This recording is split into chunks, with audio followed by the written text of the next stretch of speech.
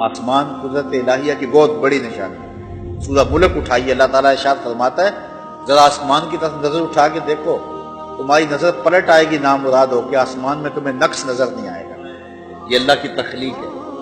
اللہ پھر دوبارہ دیکھو، اللہ فرماتا ہے پھر دوبارہ دیکھو، تو دوبارہ پھر نظر تمہاری پلٹ آئے گی، تجھے اللہ کی تخلیق میں کوئی نقص نظر نہیں آئے گا۔ دنیا کے سارے معمار کاریگر اکٹھے ہو جائیں، 1 فٹ کی ٹائل بغیر سپورٹ کے کھڑی کر سکتے ہیں، اور اتنا بڑا آسمان بغیر ستونوں کے، بغیر سپورٹ کے میرے رب نے کھڑا کیا۔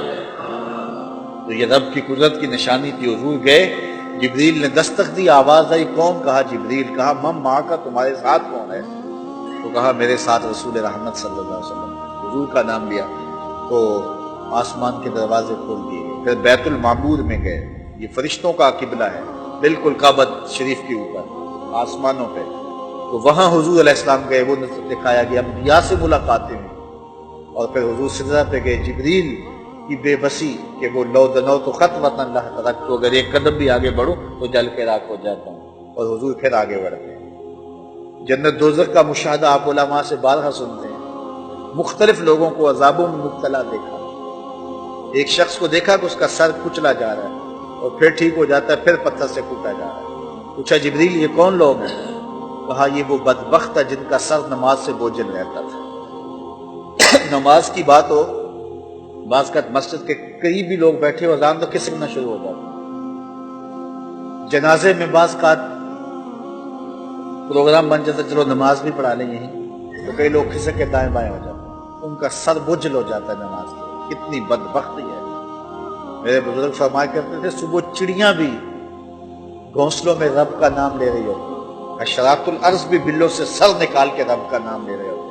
کتنا بدبخت ہے جو اس وقت خراٹے لے رہا ہو۔ نصیب نہیں ہے، خوش نصیب ہیں وہ لوگ جنہیں 5 گانا سجدے میسر۔ میرے بزرگوں سے کسی نے کہا حضرت نماز تو پڑھنا چاہتے ہیں لیکن کیا کریں کہ رات سوتے ہیں صبح جاگ نہیں آتی۔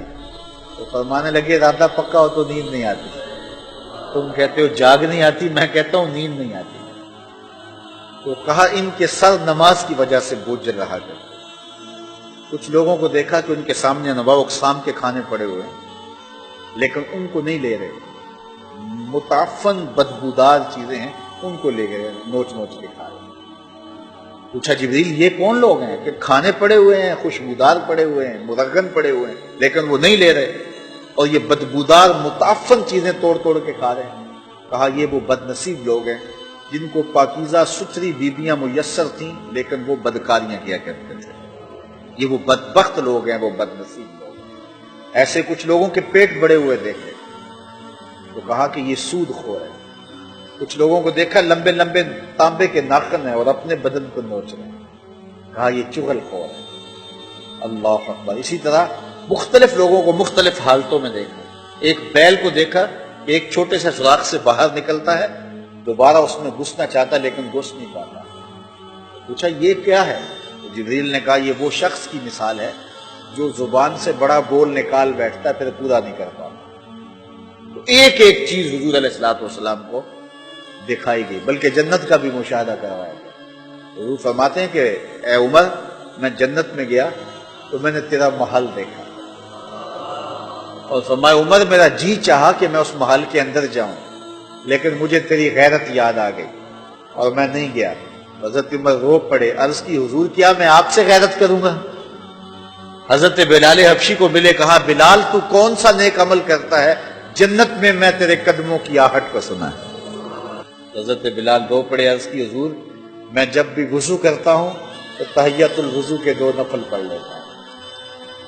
تو حضور نے بہت مناظر دیکھے لیکن سب سے بڑی چیز جو حضور نے دیکھی اللہ کی قدرت کی نشانیوں میں سے سب سے بڑا نشان قدرت یہ تھا کہ حضور نے سر کی آنکھوں سے اپنے رب کا دیدار کیا۔